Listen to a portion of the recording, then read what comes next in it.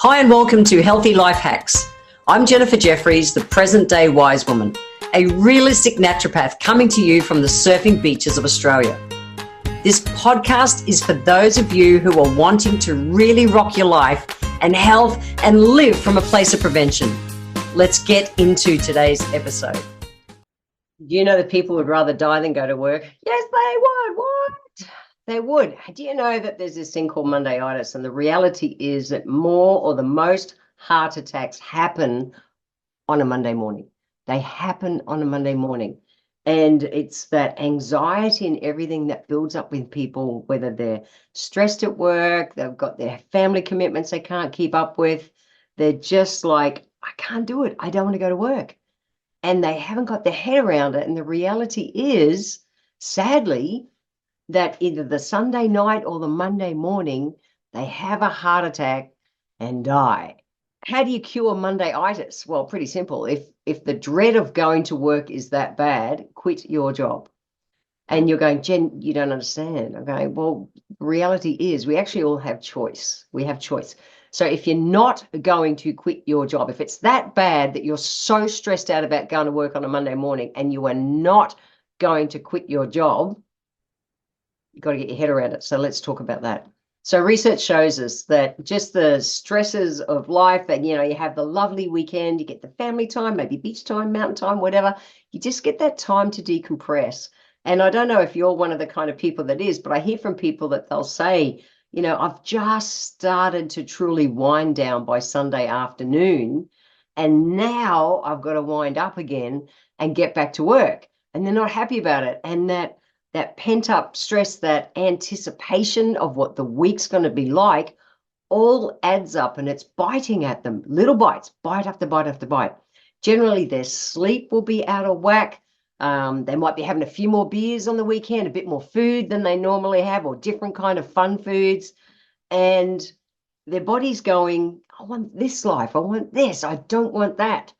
I see people, I see people post things like, oh, it's hump day, Wednesday, closer to the weekend. I'm excited. And then Friday's like, yeah, teacher, yeah, thank God it's Friday. Can't wait for the weekend. The reality is you may need to work, or you may choose to work. Like in my case, I choose to work because I really enjoy doing what I'm doing.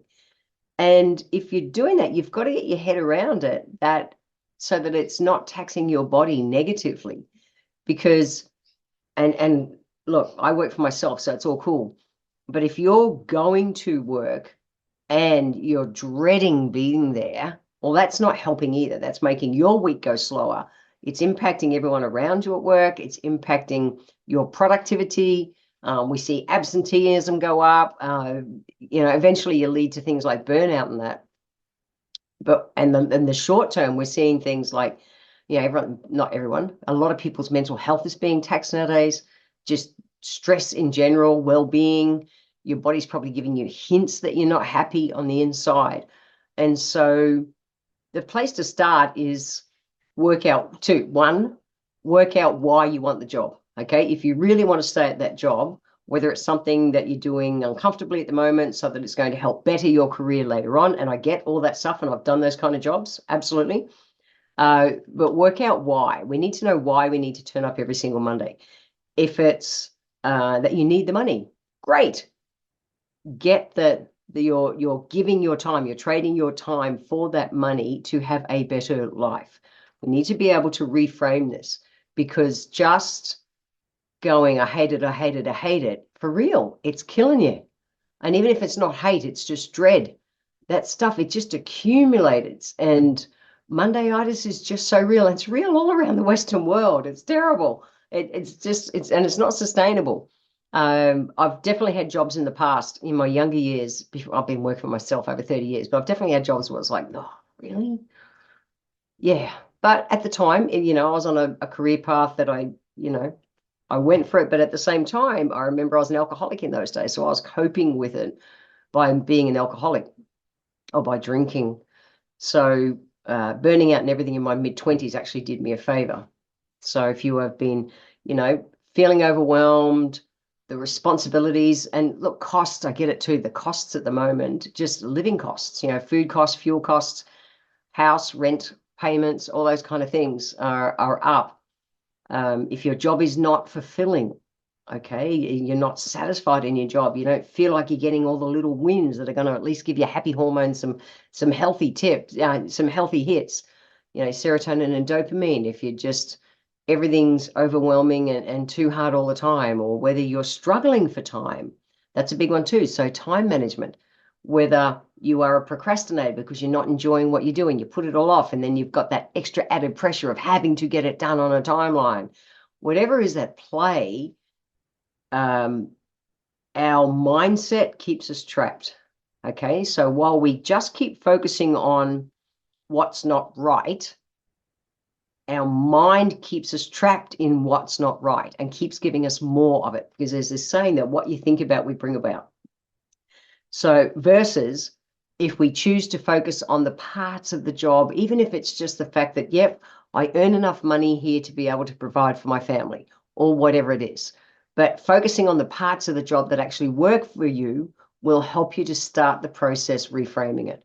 And like I say, if you choose to stay at the job, if you think like, I can't do it, I just don't do it anymore, leave. Like really, if it's that bad, leave. And find another job, or start looking for another job. At least start creating your exit plan, because it's killing you. It's killing you. Okay. If you choose to stay, own it. Own it that you choose to stay, but you need to reframe your mind so that it doesn't keep taxing your brain the way it helps. So whether some things you might want to do, if you are getting taxed that badly, that you're just dreading it so much, what are you doing on a daily basis, not just weekends? What are you doing on the daily basis for self-care? So things like meditation, exercise, moving your body, even tapping into, I know that with a lot of people, mummy guilt is big. I've got a dog at the moment, a puppy, and I leave the house and she's like, no, Janet, don't go. I get it. It's real. So we've got to be able to just kind of make peace with what is. Here's the why. Tell yourself how long you're going to be in the job. Okay, look, I'm going to be in this job for the next 2 years or 3 years or 5 years or whatever. This is my plan to be able to deal with it. 1, do everything you can for self-care. Okay, and including things like meditations and stuff. Meditations, visualizations, non-sleep deep rest, which is where you just kind of chill out, but chill out without a beer in your hand. Just cruise and let your mind be. You're not asleep. You're just breathing deep and taking that space. If you follow my wife, Alice McKinnon, she's got some great guided visualizations, and she has got the voice for speaking those things so beautifully well. So you might want to check out her work, Alice McKinnon. And if you go to alicemckinnon.com.au, you'll find her website. And she's McKinnon, MacKinnon. But she's got some great guided, 15, 20-minute kind of little yoga nidras just to be able to help relax you. Do those kind of things every day to set your body up for success while you're at work, so that you're not running that heightened state all the time. Break down the tasks that you're doing. Okay, so whether it's work, the jobs that you're working on, depending on what it is, what I have found for me to and if you can see my desk, it's covered in bits of colored paper, because that works for my happy hormones. Okay. Every time I complete a task, I throw that little piece of paper away. So I give myself all the little wins of a day to help keep me on point. Okay. So I can be as busy, but it's like, yeah, achieve. So I get a little dopamine hit. Yeah, I'm satisfied at the end of the day. Serotonin hit. I do those things in advance. Okay, so part of that kind of thing is my kind of self-care. So think about doing that. Do you need, or what else are you putting into your brain? If you're finding that you're knocking around with the people at work that stand at the water cooler and whinge about how tough work is and how it's no fun, well, that's not going to help the situation.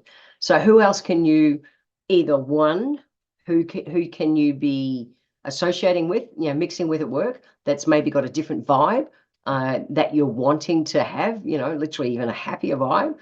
Or what are you listening to? What podcasts are you listening to? What books are you reading? What are you filling your brain with that's going to help bring a more positive mindset, a growth mindset, a mindset that's going to help you to be able to cope with what's going on, versus just looking at the doom and gloom and dread?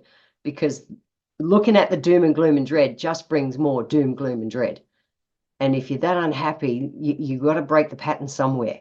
Just hanging around with the same kind of co-workers and people, if they are down and out and they're not enjoying it either, everyone having a bit of a bitch session doesn't help you. Okay, let people do it. That's all cool. But see who you can ask, for advice, or whether you can talk to your boss and say, hey, look, I really want to reframe this. I want to, what can I do to help to be, more, positive is the wrong word, but more supportive in the workspace. I really want to get more out of this job, and I want to be able to give more out of this job, give more to get more. And we have to give more than we get. All right. We have to give to get. All right. What are you doing in your breaks? So whether you get, I'm not sure what your workplace is like, but are you eating your lunch at work? And if I get it, if you're busy, you think, oh, I have to eat the lunch at work at the desk. That's not going to help. It's not going to help. You're better off to take 10, 15 minutes, go outside, get in the fresh air, see the blue sky, feel the sun on your face, eat your lunch, then go back. You'll be more productive for the afternoon and you're not going to be as taxed. It's all these little things we need to do day in, day out through the week, so that when we get to the weekend, we're not having to blow out so far if we choose, so that there's not as much kind of contrast. And so we can go, okay, yep, look, works. It's not a 10 out of 10. However, it's paying the bills. And, it's a 6 or a 7 or an 8 out of 10. I can deal with this short term. It's my exit plan, blah, blah, whatever it is. We need to be able to reframe it and make it work for us instead of against us. Mondayitis is incredibly real. Just trying to correct things on a Sunday night to get your head around it so that the rest of the week is great is not going to work. It's the little things we've got to do Monday to Friday that help us deal with Monday to Friday, so that we don't have so much accumulated dread on a Sunday night and then go having heart attacks on a Monday morning. So I just want to put that out there. It's sadly, I've known people over my lifetime who've had heart attacks and died on a Monday morning. It's big. It's big. And it's not going to change unless, if you don't want that scenario in your life, you need to make the change. And even bringing part of what I've said, I've suggested in will help. Okay. You actually are in control of your life. You think you're not, but you are. Okay. If you're that unhappy, make plans to change jobs. Even go and retrain. I was 26. I went back to school and studied. My assistant at the moment, he's in his late 30s and he's gone back to school to study to be an accountant. Taking a pay cut? Yeah, but he's setting up the rest of his life. Like, seriously, you don't have to be miserable. You don't have to be miserable. You can create something different. I'll let you sit and squirm on that one for a bit. It's time to get rid of Mondayitis because it's not helping. See ya. Have a fun week. I want to thank you for being here today. If you enjoyed my podcast, please let me know by leaving a review on Apple Podcast. Every month, I draw one lucky person who leaves a review, have a free 1-hour consultation with me. Be sure to subscribe to the show wherever you're tuning in from, so that you always catch the next episode. I welcome your emails, and you can write to me at podcast@healthylifehacks.com.au. Until next time, remember, when it comes to life, live it, love it, and get on with it.